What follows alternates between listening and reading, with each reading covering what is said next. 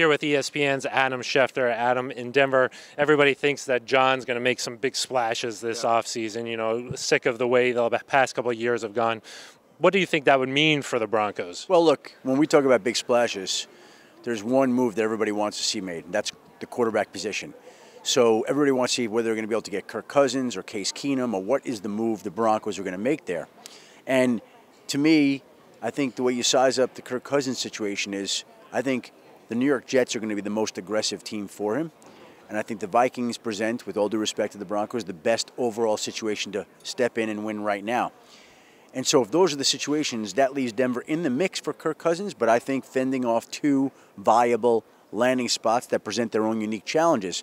And if the Broncos can't get Kirk Cousins, I think in a way, you'd almost want Kirk Cousins to go to Minnesota, which would force Case Keenum to be free, which might enable Denver to be a landing spot. Of course, there's a lot of cap room issues, you know, if the Broncos can offer how much. Anything about what the Broncos might do with their own free agents? I think cap is really overrated and overstated. I think it really comes down to cash. You can always find the cap space if you need to. Look, the fact of the matter is the Broncos didn't win last year to the tune where they now have the 5th overall pick in the draft. You can find cap space from just about anywhere that you need it. The issue is cash, and I think when it comes to quarterback, there's never enough cash to go pay the quarterback. I mean, you can never have enough allocated to the quarterback position. So I don't view that as any sort of obstacle. The Broncos and John Elway, they can go do whatever they want to secure that position, assuming they can get the guy. If they're able to get Kirk Cousins, they'll find the cap space. If they can get Case Keenum, they'll find the cap space. If they can't get one of those guys, then maybe they have to go draft a guy at number 5. Does the fact that John's done this before with Peyton Manning, you think that might have anything to do with it? Well, listen, I think John has also been very successful at selling cars for a long period of time.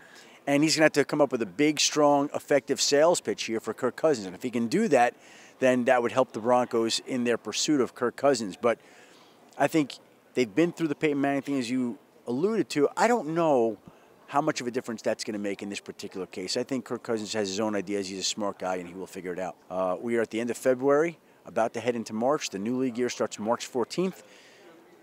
I think the Broncos over time have shown that they're one of the most active and aggressive franchises there are. I would expect that that would be the case again this year. Last one from me. A lot of people talking about the rules catch. Do you expect that? How much do you think that's going to change, and like how much attention do you think and focus that'll be this offseason? Yeah, I think it's going to get a lot of attention. It already has. The competition committee has been meeting here in Indianapolis all week long, and what will happen now is they'll take some of the recommendations and they'll take that to Palm Beach the week before the owners' meetings.